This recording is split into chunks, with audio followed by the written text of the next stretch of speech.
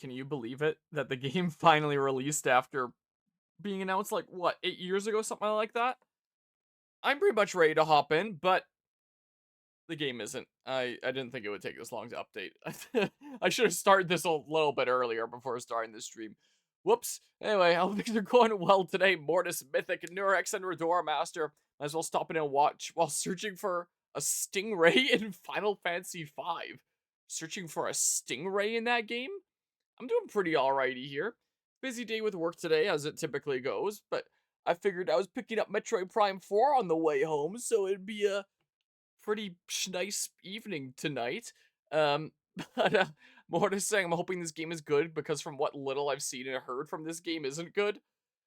The two things that I've heard about that are getting like really criticized with this game is apparently there's one like Federation guy that's apparently like super nerdy, annoying people are finding. And the other big thing is I've heard about the desert being a big open area with no music unless you shell out for like the I think it's $30 USD, so it'd probably be like 40 or $45 Canadian USD like a Samus bike amiibo.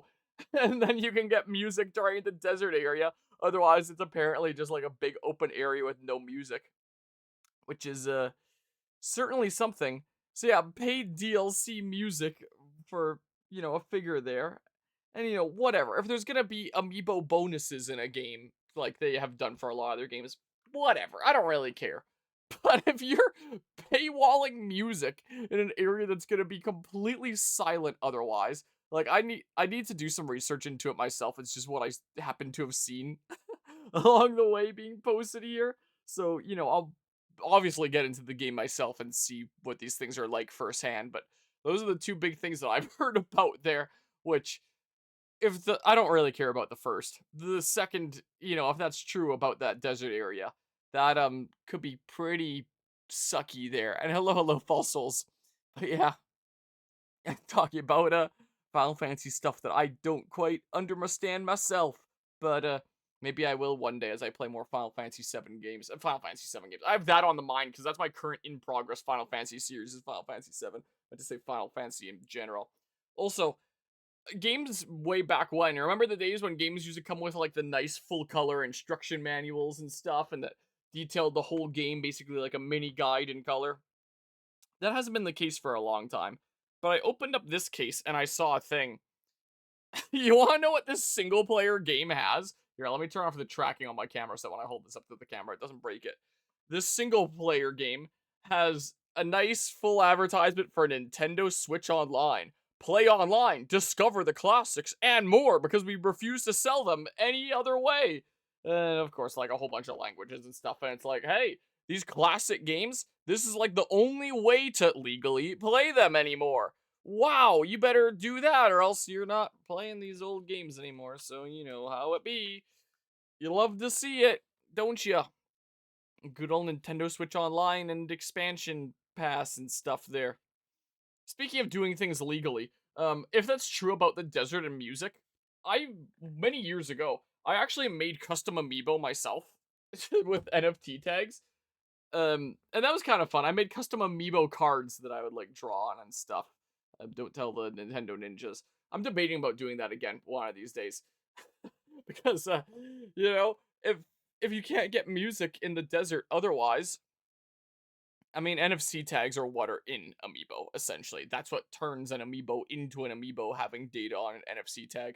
So you can, like, buy NFC tags just standalone and dump it from your Amiibo that you purchased. And then you get another instance of that Amiibo that you're going to use for your own personal use and nothing else. So we'll see about that whole desert thing. But yeah, non-official Nintendo ones, I mean. I don't know, NFC tags are just a general thing that a lot of Oh no! that a lot of places use. Like NFC tags aren't exactly exclusive to Nintendo. It's not like a company making a third-party Switch 2 controller. It's not like a thing that, is based around this specific platform. Like NFC tags are just NFC in general is a pretty general thing. So, I guess it depends on what context you mean there. Like NFC tags used for their data or what now? Yeah, so on the Switch 2 version, this game has graphics mode. Select the preferred graphics mode to use. System will apply your preference if supported by your display. 4K resolution, 60 FPS, or performance, which is 1080p, 120 FPS. Yeah, I mean, I can only have so much bitrate anyway, but I know that my stream also maxes out at 60 FPS. So if I do 120 FPS, I don't think there's much point. I don't know if you'll ever be able to see like the full 4K. Maybe if I stand really still. Of course, the moment I'm moving and that tanks the bitrate as I'm looking around, you might not be able to notice. But if I'm standing still and really taking in an area, then maybe you'd see that.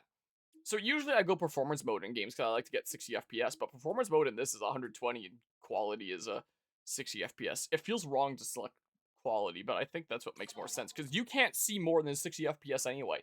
I go to performance mode, it'll just be for me there. Graphics mode preference has been set to quality mode. Yeah, sure, whatever. Whatever there, I suppose. Is this just like opening cutscene or something? Looks like it would be the intro to some sort of movie where this is introducing one of the studios that worked on it.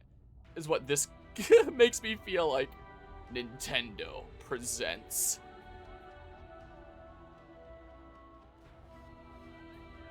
And to think this game actually finally released. It's really sinking in now. Metroid Prime 4 Beyond. Also, if anyone's seeing this and hasn't seen the other Metroid games slash like my playthroughs of the other Metroid games here, I'm going to assume that you're familiar with the story of Metroid already, so full spoilers for like the whole rest of the Metroid series, because I've played it outside of other M I'll do sometime after this. Nintendo Switch 2 edition, yeah. I wonder if it was a Switch 1 edition, if it would just come in big text Metroid Prime 4 Beyond. It would be even bigger because there's more space with the Switch 2 gone. Or maybe they don't blow it up at all, it's just the same thing and there's just a gap there. I don't know. But yeah, I'm fair for those that don't care about spoilers. Just the brightness of the image on the left is barely visible. Oh. This is an instance where the image on the left actually is barely visible. I feel like most games the default setting is like, I can see it a decent smidge. This one, it's like, if you didn't tell me something was there, I wouldn't have been able to tell. More settings, brightness, subtitles, tutorials. Yeah, sure, I guess. I'll do default controls for now. I want to try the mouse controls later that I hear that this game has. Ah, okay, this is a pointer fusion. Set control type. Controls can be fully customized from the in-game settings screen. Dual stick fusion. Use L and R for movement and camera controls. Use motion controls for fine-tuning aiming. Switch to mouse mode aiming by placing down the Joy-Con too. Okay, so you've got like movement aiming like that, like Splatoon has, so I might not even need like mouse control aiming. I do want to try it at some point, just for the sake of trying it out. Pointer fusion. Use L for movement, use motion or mouse for aiming and camera controls. Okay, so you can turn off the whole tilting to aim kind of thing. Interesting. Yeah, I'll try that at some point, but I'll chill out for now. More settings still just brings me there. Here. Difficulty. What? Oh, come on! Man, it doesn't let me go anymore, right? Damn you, game. I hate it when games require you to beat the game once first before you unlock the harder difficulty. What if I just want to play it on the first playthrough? Like, trust that I've played the other Metroid Prime games. I can do it. I can. But you don't have any faith in me, game. Sucks to suck. It is Cosmic Year 20X9. Determined to defeat Samus and the Galactic Federation, Silex and his army of space pirates launched a series of attacks on Federation facilities. I assume in this game we're gonna finally find out what the hell Silex's deal is. It is believed the space pirates are being controlled by Metroids that have the ability to fuse with other life forms and control their minds. That's stupid, I hated that in Black 2 and White 2, and I hate it here, agreed. Now, on planet Tanamar, in the Desolan system, another Federation research facility is being attacked. Galactic Federation HQ received their distress call and dispatched Samus, who was on a reconnaissance mission nearby.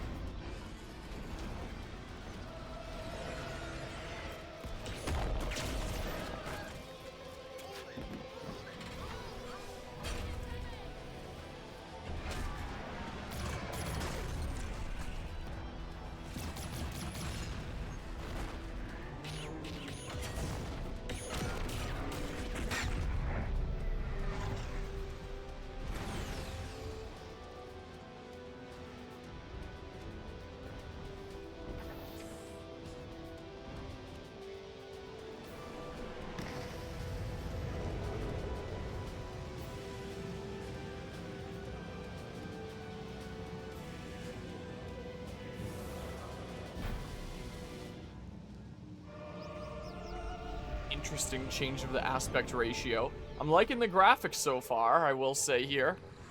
Isn't this where that one turret gets, blown up in the trailer? Oh, it's all purple and stuff now that I don't remember being the case in the trailer there. Hello, Lancer. Hope it's going well today. Harmonious, sir. We just received a message from the 8th Coalition. They said we have declared war upon you, idiot. And they also say, you know what they say about, what? Okay, that's my, that's missiles there. They said, you know what they say about guys with long hair, right? Then they winked at you. What are we going to do about this, sir? If that's a reference to something, I don't know what it is. But we are going to lay fire upon them immediately here. That's what we are going to do. Can I still... Yeah, I can still hit A to shoot as well, it seems like. I also have to say with the cutscene there so far. Man, the Federation guys are no longer chibi, because I know that wouldn't work in this game. And man, did the Federation mechs ever get a glow up since the last game, huh? We're holding our position, but the artifact is at risk. Because man, last time I saw those mechs, they were just as chibi as the guys. And you would mistake them for just the same standing guys if you don't have any sense of scale.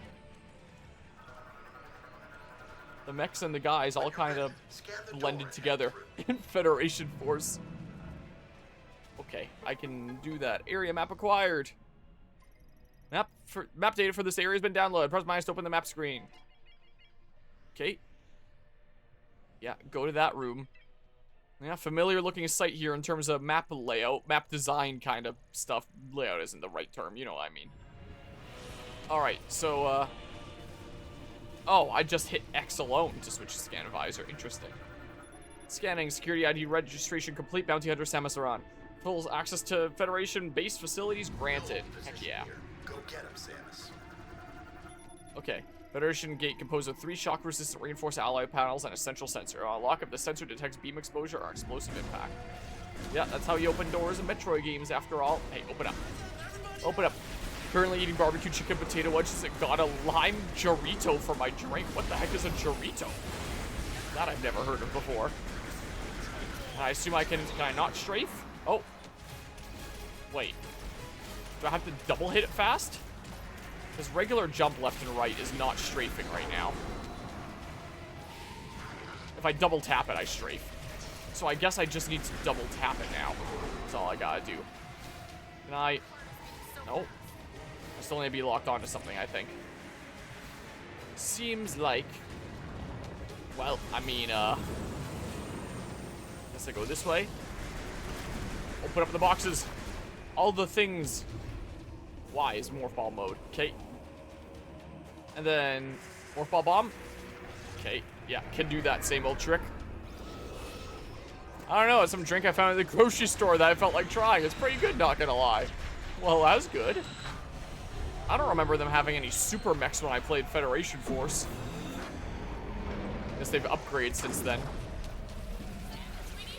That would have been kind of fun to pilot in that game. If the 3DS could handle such a thing. The view. Hey. The view.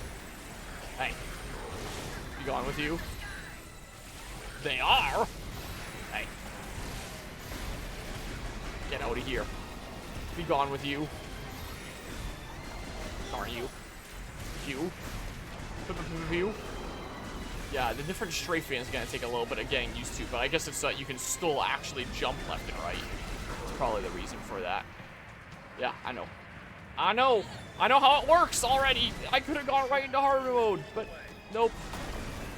Didn't want to be cool like that. I don't really need that health there, but hey. Yeah, I got the space jump right now. I assume I'm gonna lose that pretty soon, though. Most likely. Should I scan some pirates here? Or something or other? Well. I'm so used to playing these with like a GameCube controller that this feels weird to me. I know that I played with like an Xbox controller when I was playing Prime 3, but still. I'm playing Metroid. Metroid Prime. It feels like I should be using a GameCube controller. Alright, yeah. E-Tank. A little freebie at the beginning of the game there. Hey. Yep, that's me. Hey, look, it's the symbol of the game there. Losing shit in a Metroid game is tradition, so I expect that to happen at some point. Yep, we're probably gonna get to the end here. Silas? Silex is gonna rock my shit, and then I'm gonna lose all my stuff. There's the wrong button there. What's about this guy? Divorced 2 years ago. Galactic Federation troopers, standard Galactic Federation military personnel, equipped with a powered armor suit and an NS-4664 assault rifle with grenade launcher. I didn't have those when I played Federation Force. Already did. Powered armor suit has been penetrated in numerous places, no life signs detected. Would I get some context about the device if I do this? Force 2918 terminal operates Force 2918 quantum computer, confirms and manages its state. I'm busy reading. Universal Object Analyzer identifies and classifies unknown materials, uses both radiation measurement and microfocus X-ray scans. Can I scan this? It's the Beyond of Metroid Prime 4 Beyond. Latest artifact research notes. Behavioral analysis. 3D simulations confirm the ring's orbital rotation pattern. Possible iterations are still being calculated. Radiation analysis. Levels have exceeded 2.69 TKV. Negative energy and exotic matter emissions detected. Awaiting authorization to continue study. I can scan the box. I'm not going to 100% this game, so I don't know what the point of me doing this is. I assume that's like the other Metroid Prime games where there's probably missable scans. Large Federation container, larger size of the standard container, usually used for storing and transporting supplies. Frame is smaller than standard. I'll scan and use a bit of stuff right now, though. Beyond was actually just Beyond the Beyond for the PS1. Is that the name of a PS1 game? Saying critical damage. This looks important, though. The UTO Research Center confirmation monitor shows live cameras and sensor feeds from several tactically critical areas throughout the facility, used for assessing combat situations. Analysis room terminal manages various data gathering systems and tools. It is linked to the main computer in the central command. Okay. This is fire! Gate destroyed by the... Yeah. Internal stuff damaged. There's stuff here. Really old PS1 JRPG, kind of like a predecessor to Golden Sun. Oh. Force 2918 quantum computer based on the Talvanian technology as part of the Federation analyzer device. Okay. Federation lock-on gate. Use the lock-on ability on the central sensor to reveal 4 free aim sensor targets. Shooting the free aim sensors will then unlock the gate. Fine. Oh. Unlike the other... Oh. Yeah, the whole motion thing. I was about to say, it starts pulling me back initially by default instead of... Or it doesn't do that. Like I'm used to with the other Metroid games. The other Metroid Prime games. Where it's like I literally have to hold out on my stick to like stay out there. I'd let my stick rest back to neutral, and it moves back here. But that's not the case this time. But because of the motion stuff, I can actually aim a decent smidge faster. I am a little tempted to try with the mouse controls. Maybe I'll try that a little later. Or maybe I try that here with another one of these locked doors. Like, hello, Guzma, how's it going? Welcome on into Metroid Prime 4. The game that followed the thing that we played at Janlan. Federation Force, technically, if we're talking timeline-wise. The game that finally released. The mechs look a whole lot cooler than the stupid chibi things that we played with. Federation lock-on gate. Lock onto the central node and hold. While locked on, aim the targeting reticle manually to shoot each of the free aim sensors and open the gate. Yeah, continuation there. Kuzma, we're at war, I think. I think so. I kind of want to try, actually. I do want to try here. Was it so far too early? Yeah, I literally just started. This is like beginning intro and tutorial and stuff. Here, take these off. These are a whole lot easier to take off my Switch 2 over there than it was for my Switch 1. Having to slide them up. Just gotta hit the button here. Take them off. I kind of want to try the mouse controls. I'm actually gonna try them right now. Let's see. So then I probably go into settings. No, is it not plus? Minus? Inventory. Settings. Gameplay. No. Control scheme. Oh, I think I could just do it anyway. Mouse fusion mode enabled by default. So, like... Oh my. Okay, so that's the sensitivity. That's missiles. And this is regular shoot. How do I access my... I guess I still hit the side buttons here. That become the side buttons to scan and stuff. Yeah, I do. Okay. Interesting. But yeah. Man, I hate it when Galdera is the true final boss of Metroid Prime 4 again. What lazy devs. Yeah, for context there about the, can't get over the fact that I made Galdera the true final boss again. Yeah, the other game that came out today was Octopath Traveler 0, which, you know, I've played a lot of Octopath Traveler on this channel. I consider myself quite the Octopath Traveler fan for quite a long time, but I don't know. I haven't been super big on some of the decisions they've been making lately. And it's a game key card. And that kind of kills my interest. So maybe one day I'll pick it up on Steam on like some big sale or something like that. Also when I have more time. But, you know. I've had them all on the Switch up to this point, but not anymore. Yeah, Octopath Traveler music is fantastic. But yeah, so the true final boss of that game is apparently Galdera. Again, like it's been with every other Octopath Traveler game, because apparently they only know how to make one true final boss and that's it. For whatever reason. Which is a little absurd. Oh my. Okay, so first tutorial boss. Got halfway through the first one and lost interest because the random battles were so common, so long, and so unfun. Fair. I will one day when it's on sale, maybe. Again, a lot of things have been really killing my interest while, when it comes to Octopath Traveler stuff lately in general, so I'm not exactly chomping at the bit to get the new game. You know. Yeah, so so I've got this one in my hand, I've got the other one on the table here. I'm using my thumb to hit the buttons on the side here. Of my mouse, quote-unquote. I don't know. Yeah, it came out today, same as Metroid Prime 4. These two games came out together. Whoa. Okay. Okay. This is my time to be using missiles. I don't know why I'm not. Okay. It's a little weird feeling here. The way that I'm using my middle finger and my index finger.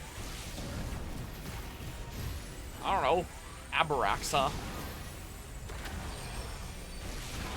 But yeah, I do have, like, precision aiming a mouse.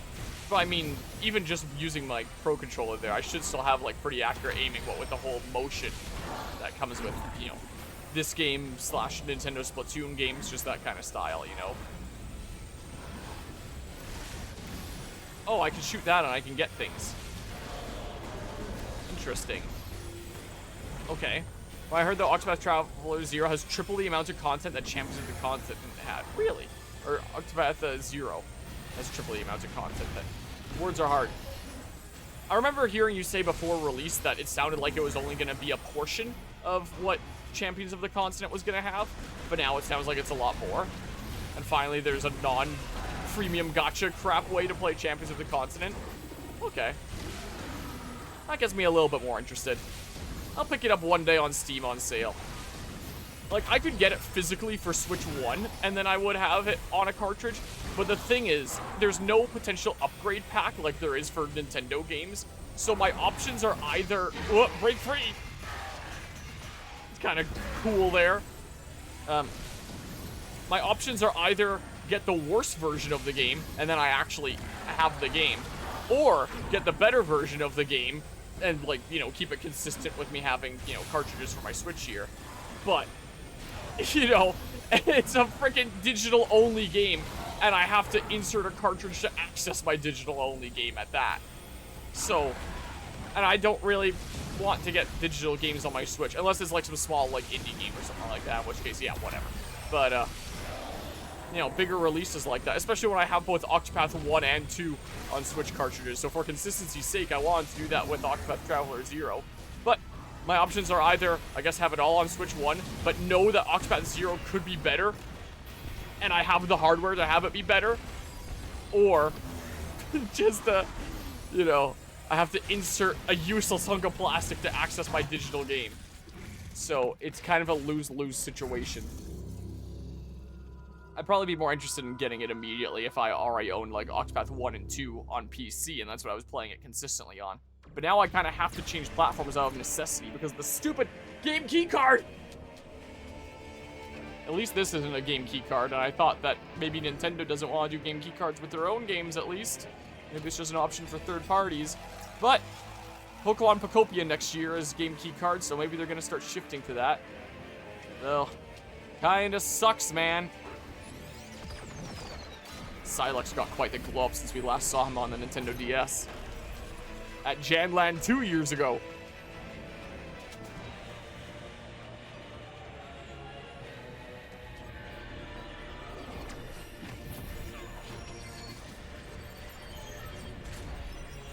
Oh, it didn't affect any of them. It just knocked me back.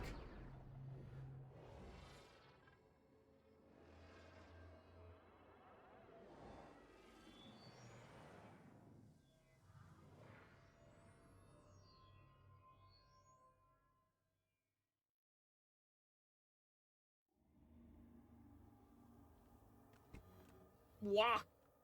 I was thinking about switching controllers back in, so I was reaching for my controller and no! Whatever. I didn't actually want to switch right now, but whatever, man. Like knocking stuff over, reaching for my controller. Chrono Tower. Huh, so how do we end up here?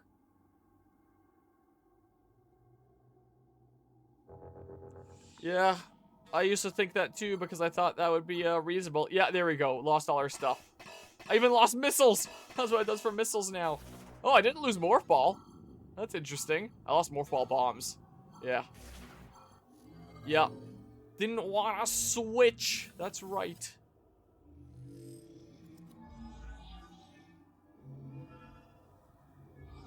Scanning. Badass confirmed.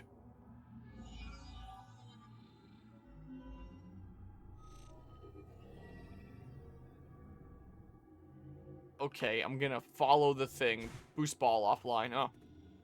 I guess I had the boost ball before. I didn't even think about using it. Man, I'm glowy. Cool.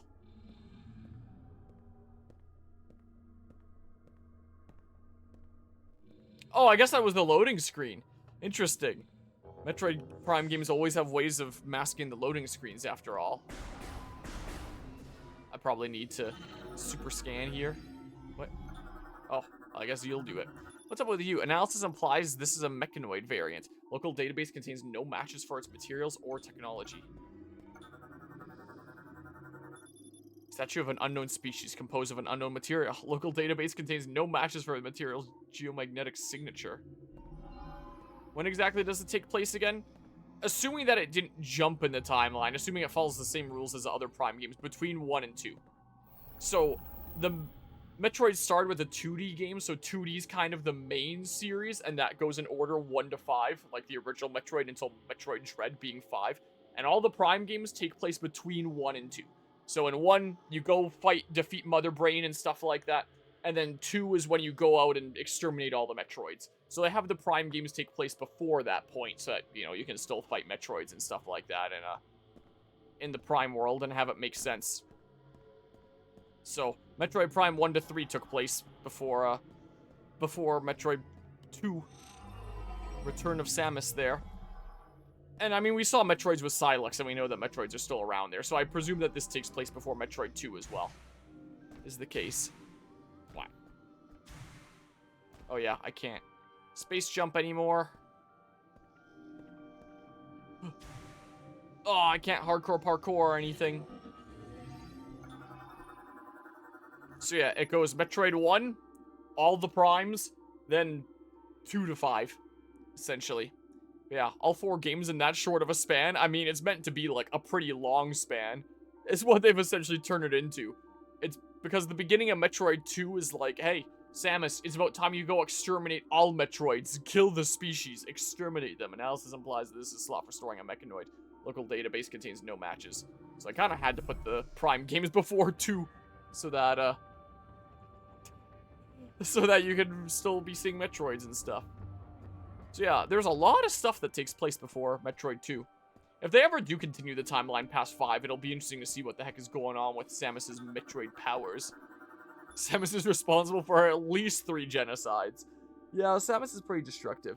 The technology used to construct this device cannot be identified. Local database contains no matches. But yeah. Yeah, they hyped up Silex for a long time. So the main villain of this game, Silex, who we briefly saw there, Mr. Purple Guy, that I realized as I said it. You could say that like it's a FNAF reference or something. The Purple Guy.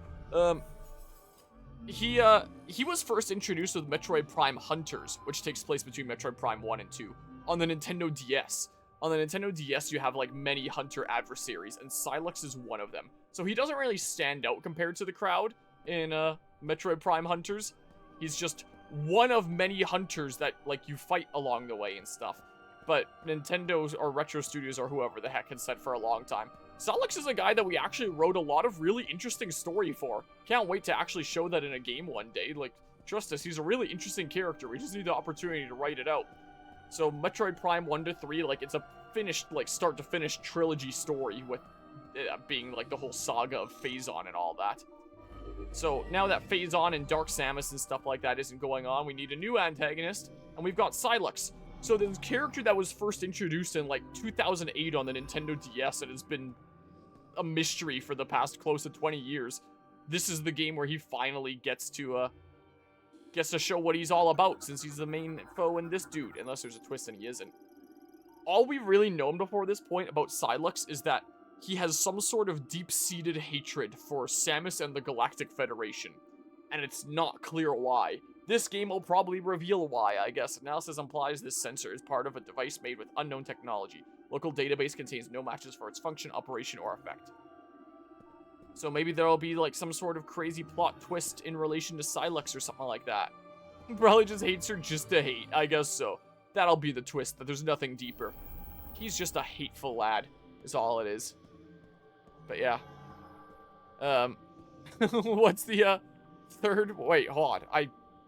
There. What's the third genocide Samus caused? Plant blows up in both Metroid 1 and Super. I mean, it wouldn't be a Metroid game without something blowing up in some way anyway. Maybe. And he has some sort of zappy arm cannon technology stuff. When I remember the other Primes, which is not a lot, Samus punked his ass real hard. I mean, the only other Prime that he's in is Metroid Prime Hunters. And technically 3 in the post-credit scene following Samus. But, like, he doesn't really appear in the game proper. It's just a Metroid Prime Hunters on the Nintendo DS, where you kind of hand his ass to him. And then you move on your way. I don't know.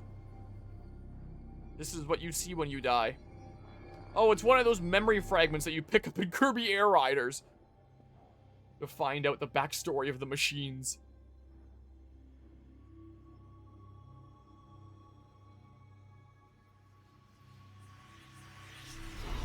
My controller's vibrating in interesting ways.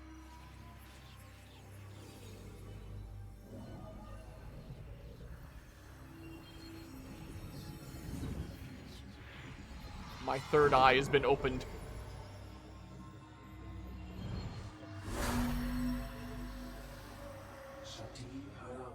Chosen one. Our savior. We give you this. A 50% off gift voucher.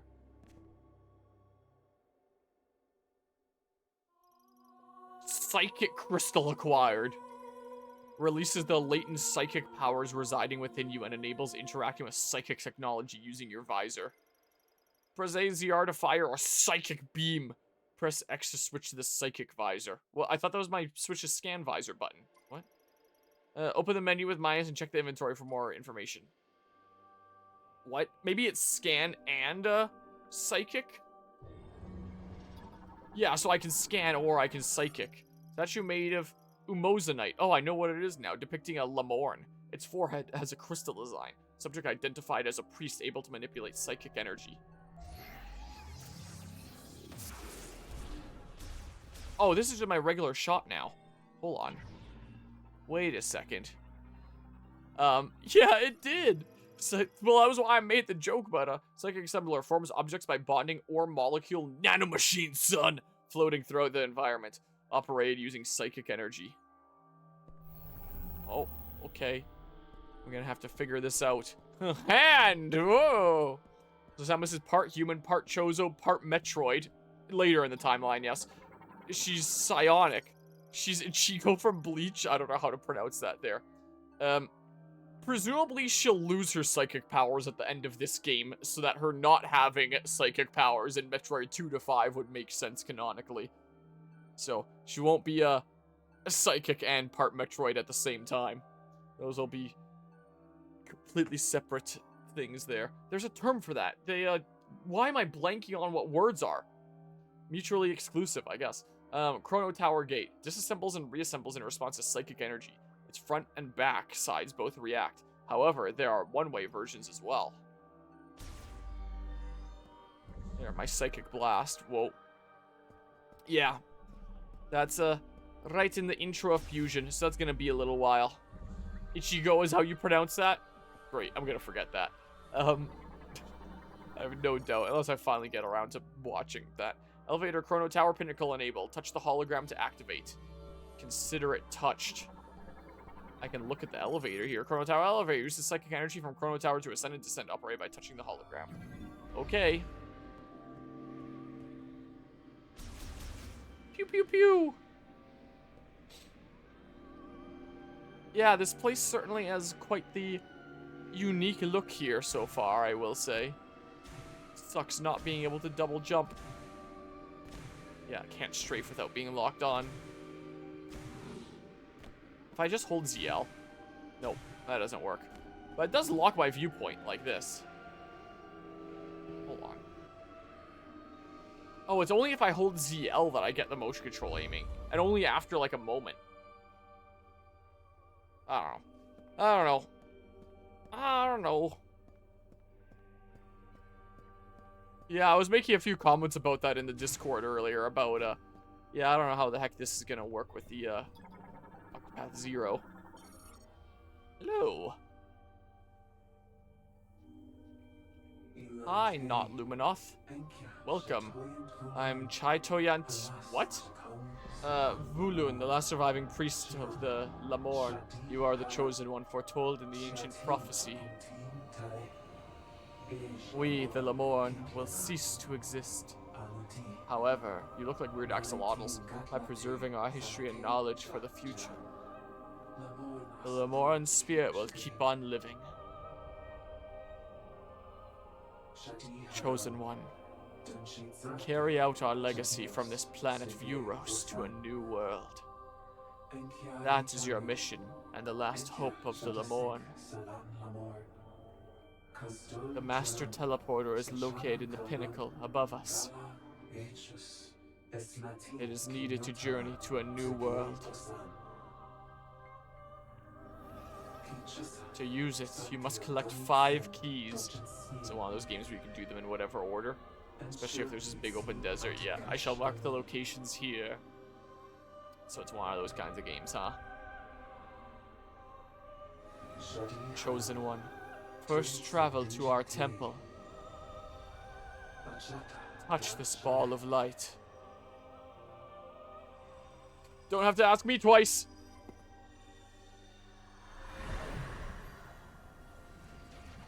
I see a ball of light, it's getting touched. Is this cutscene or loading screen? Loading screen, I guess.